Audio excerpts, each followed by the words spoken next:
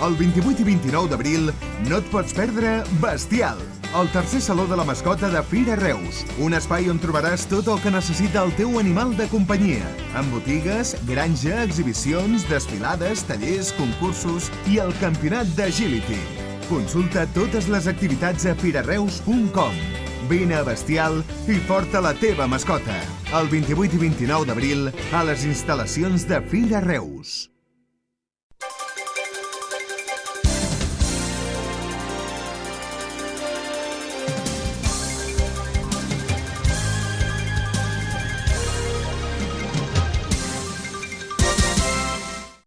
Benvinguts al resum setmanal de Reus a Prop Notícies. Comencem. El govern municipal va presentar divendres les grans xifres del pressupost de 2012, caracteritzades per una retallada general del 19,22% i una forta càrrega financera. L'alcalde Carles Pellicer en feia referència en roda de premsa. Dir-los que són uns pressupostos, com s'ha dit també en diferents intervencions, realistes, per tant, adaptats a la situació de crisi, condicionats per la forta càrrega financera d'herència anterior i també conseqüents perquè complim els compromisos d'aprimament i d'austeritat i, en definitiva, uns pressupostos responsables. L'Ajuntament haurà de pagar enguany 39,5 milions d'euros per interessos i passius financers de préstecs demanats durant els anys 2010 i 2011. El pressupost consolidat de l'Ajuntament, els organismes autònoms i les empreses municipals es fixa en 320 milions, el que significa una rebaixa de 76,1 milions d'euros respecte a l'any anterior. Joaquim Enric, regidor d'Hisenda, explicava la situació. En definitiva, com el govern entenem que són uns pressupostos que, com deien, d'una banda venen marcats pel pla d'ajust aprovat amb anterioritat i d'altra banda entenem que la reducció és d'alguna manera un reflexe de la situació social i econòmica que s'està visquent. Entenem que difícilment s'entendria que en una situació com l'actual hi hagués hagut uns pressupostos expansius.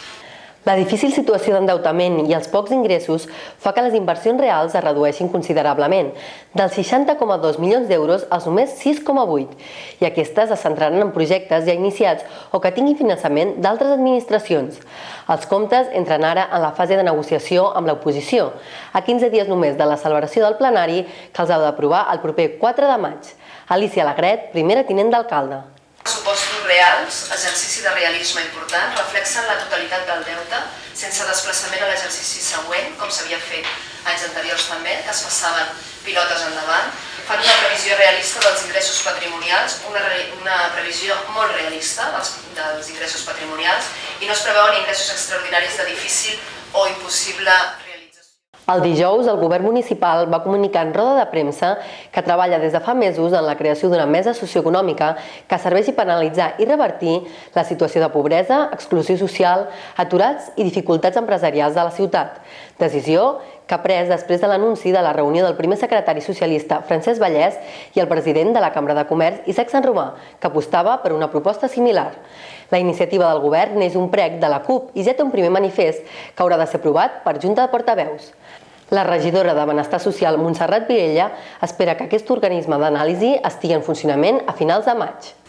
Una mica buscar tots, i no ens volem descuidar ningú, inclús en el document posem, són orientatius però no limitatius, perquè volem que amb el llarg de la vida d'aquesta taula, que esperem que no sigui molt llarga perquè voldrà dir que la cosa va una mica millor, però volem que pugui participar el màxim de gens possibles. L'alcalde de Reus, Carles Pellicer, ha fet referència a la notícia sobre la iniciativa socialista que es coneixia el dimecres. Vull entendre que les paraules del senyor Vallès agafo com a alcalde el més positiu.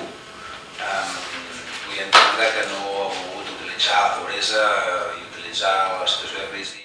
L'Ajuntament de Reus obrirà un procés extraordinari de preinscripció per al primer cicle d'educació infantil al mes de novembre per tal de donar l'opció a les famílies amb fills nascuts a partir del maig d'enguany a tenir plaça d'escola bressol per al curs 2012-2013. Dues aules de 0 a 1 anys de les llars d'infants al Margalló i el Lligabosc s'ofertaran en un procés de preinscripció extraordinari que es convocarà al mes de novembre, amb l'objectiu que les places entrin en funcionament al gener de 2013. Una de freda i una de calenta a l'aeroport de Reus. Si aquest dimecres coneixíem que el nombre de passatgers havia caigut un 76% a l'aeroport durant el mes de març, el mateix dia, en la reunió de la taula de promoció de l'aeroport, es feia públic que s'està a punt de concretar un acord per rebre russos amb vol xàrter aquest estiu. Joaquim Nin, delegat de la Generalitat del Camp de Tarragona, no donava encara el nom de la companyia. El dilluns es va viure a la plaça del Mercadal una situació ben curiosa. L'Ajuntament havia convocat els mitjans per treure la xarxa que cobria part de la façana de la Casa Navàs, però finalment els tècnics de la Generalitat van decidir no retirar-la. Es tracta d'un edifici catalogat com a patrimoni històric i artístic de la ciutat, dins la catalogació de bé cultural d'interès nacional, i només el pot tocar el patrimoni cultural de la Generalitat, ja que l'Ajuntament no té potestat. Els tècnics del Centre de Restauració de Béns Mobles de la Direcció General del Patrimoni Cultural de la Generalitat han decidit que de moment no es pot retirar la xarxa per falta de seguretat. Dilluns també era el dia escollit per la presentació a la Biblioteca Central Xavier Amorós de les obres literàries d'autors locals per aquest Sant Jordi. En total es van presentar 62 llibres de reusencs i escriptors de la comarca. La presentació de l'acte teatralitzat va anar a càrrec de l'escriptor i publicista Jordi Folk, acompanyat de 3 actors. I em va treure 6 o 7, però allò era una farmàcia o una llibreria. Del Joan Rebull, catàlogo razonado de escultures, escrit per José Corredor Mateos i Albert Mercader. Llum entre ombres, 6 biblioteques singulars a la Catalunya contemporània, entre altres la magnífica biblioteca del Centre de Lectura de Reus. I per preparar el Sant Jordi, a Reus a Prop Notícies hem volgut sortir al carrer per conèixer com afronten la diada llibreters i floristes. Home, esperem que bé, i el que diem sempre, si no plou, suposo que tothom sortirà a complir la tradició.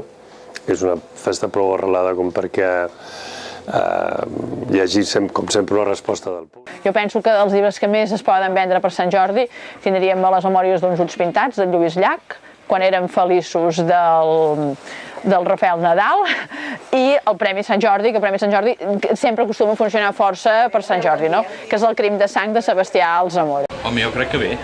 El fet que caiguin dilluns és un bon auguri. Esperem que bé, és una diada molt maca, molt nostra, i la gent participa molt. Jo crec que s'irà bo. Crec que aniran, si fa o no fa, com l'any passat, sobre els 5 euros, més o menys. Dijous a la nit tenia lloc l'esperada gala d'entrega dels Premis Enganxen del blog El Món de Reus, una iniciativa del periodista reusenc Josep Bages.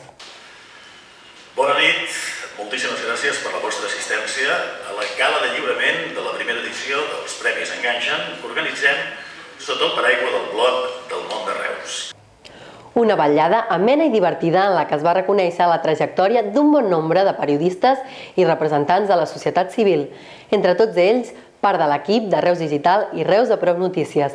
Amb imatges de l'acte ens despedim. Bona setmana. Crec que la iniciativa d'aquest sempre reconegut i mai prou ponderat mestre de la comunicació local, ja sigui escrita, oral, primordial, imparcial, puntual o sensacional, serà tot un èxit. Voldria ressaltar la personalitat del Josep Bages. Menors, és que havíem dit que això havia de durar com a molt 1 minut. Sí, però jo voldria... Oi, perdó. Sí, perdó.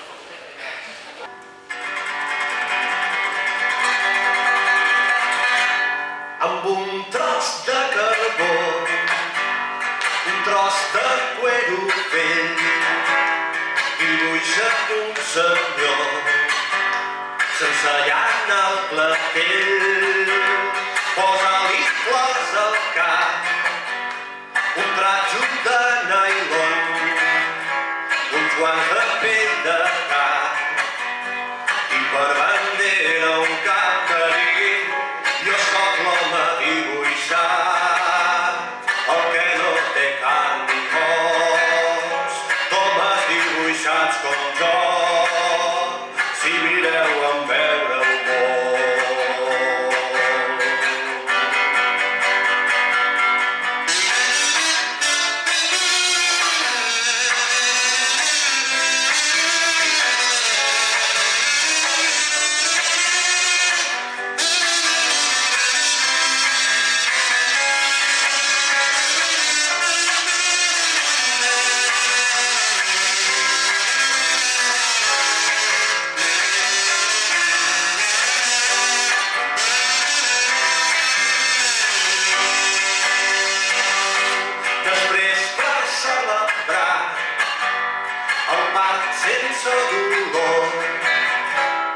ensenyar-li a cantar. Sí, pot picar, una cançó d'amor. Tot un món balla al cap, un nom original, i a l'esquena un cartell.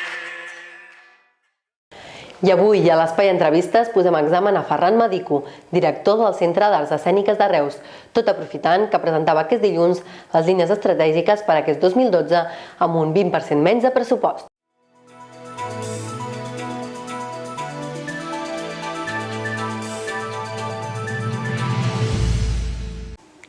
Comencem l'entrevista. Avui amb nosaltres Ferran Medico, director del Centre d'Arts Escèniques de Reus. Digui'ns, què representa tornar al capdavant del CAER? Bé, és una sensació important, és a dir, sentir que la ciutat m'havia recolzat ja una vegada quan em va encarregar el projecte del Centre d'Arts Escèniques de Reus, que les 3 administracions em van recolzar per fer la gestió i que ara hi tornin, per mi m'emociona. Això sí, al capdavant, però en una època de retallades. I és el moment que estem i em sembla que ho comentàvem ahir, jo crec que és molt important, però aquests dies els titulars ha sigut un 20% menys de pressupost. Jo crec que el titular també podria ser, com molt bé apuntava avui el Punt Diari, que diu el Teatre Fortuny en expansió.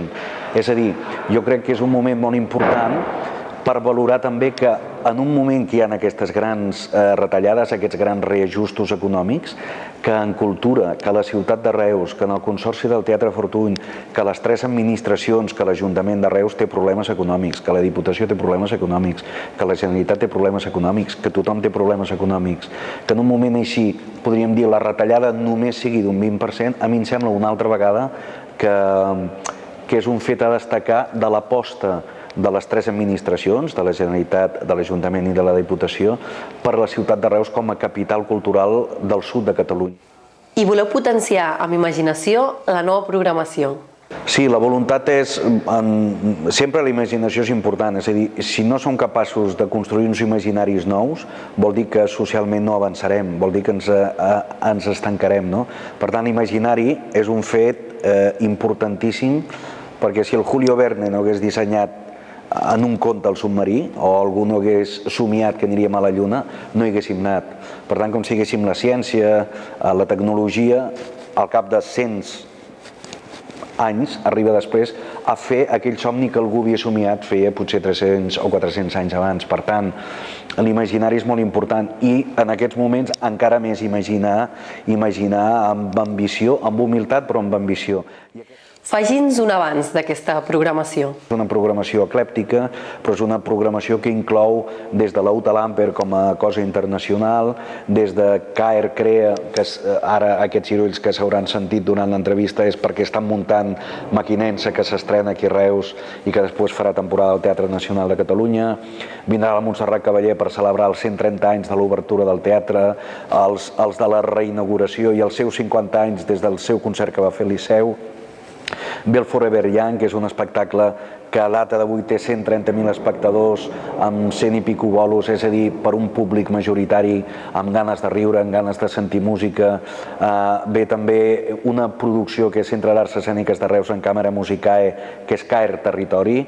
Càmera Musicae és una orquestra professional d'un gran nivell que s'ha volgut arrelar aquí, en el nostre territori, podent anar a Barcelona, a París o on fos, volen treballar des d'aquí i òbviament nosaltres els volem recolzar amb el Manel Camp i amb el Llibert Fortuny i és una coproducció del Centre d'Arts Escèniques de Reus en Càmera Musicae. Ho programem 2 dies, que també és voluntat de començar a obrir una mica més, fer aquestes mini temporades que jo sempre he dit, per arrelar públic, perquè el públic pugui triar quin dia vol anar al teatre i perquè a poc això ho hem d'anar omplint, per anar tornant a una normalització a què el ciutadà se senti que és un ciutadà de primera en accés a la cultura. I quin és el paper del Centre d'Arts Escèniques amb els creadors locals? El CAER continuarà apostant pel territori d'una manera molt ferma i molt insistent.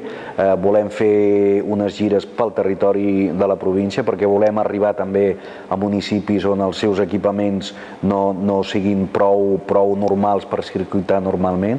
Per tant, aquesta és una voluntat d'implicació en el territori.